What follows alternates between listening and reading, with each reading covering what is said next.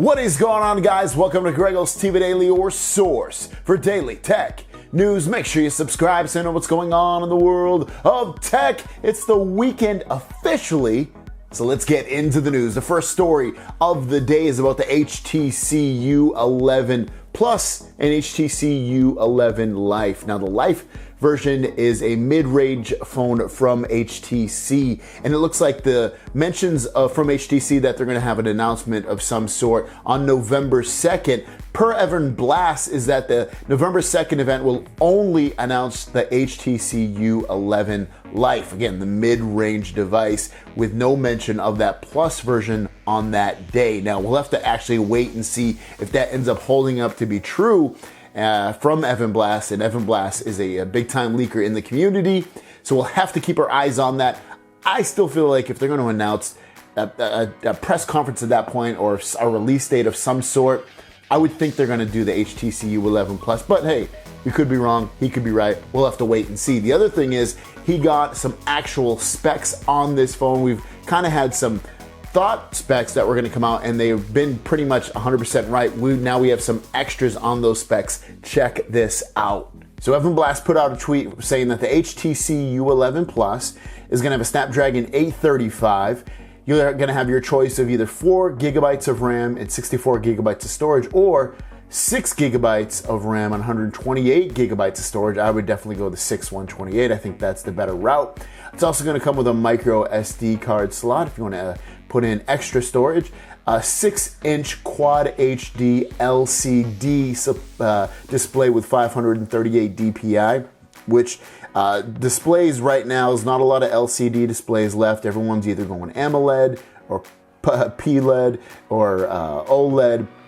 Not a lot of LCD displays at all. So this is probably going to be one of the weaker points for the phone, but I would guess to say that it's probably going to most likely allow them to bring this phone in at a lower price than what most people are going to expect with specs like these. The camera is going to be a 12 megapixel with f1.7 aperture. That's going to be on the back, and then on the front, you're looking at 8 megapixel aperture.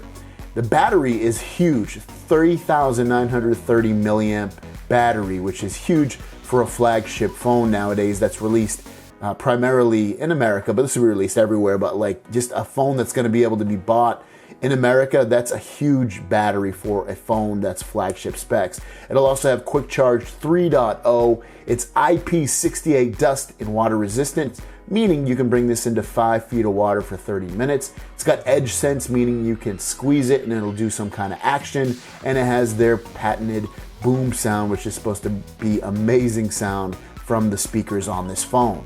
Now the phone has mad specs, really good specs. LCD display is always a letdown on that because it doesn't have as rich colors, as great a screen as an AMOLED or OLED display, and I know that's going to affect a lot of people maybe thinking about purchasing this, but let's wait and see that price. It could be a home run for sure on that.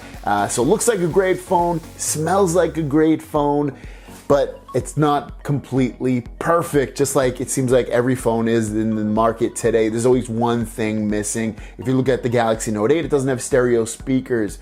If you look at the new Pixel 2, people might complain about it doesn't have these extra software features, and it doesn't have a perfectly colored display. So there's always something missing from a phone. Samsung was pretty damn close with hitting it out of the park with every single feature, except maybe for a feature or two, but again, we're still on to the heaven of all phones, and we're still not there. So thanks for watching, guys. Question of the day is, we see this phone, the Pixel, and you see the HTC U11, and you see the Galaxy Note 8, and you see the iPhone 10. What do you think is the basic closest to perfect phone that has almost every single checkbox on what the perfect phone would be? For me, I would probably say the Galaxy Note 8 is probably the closest thing to a perfect phone. Let me know in the comments down below which you think is the perfect phone, and I'll see you down the road.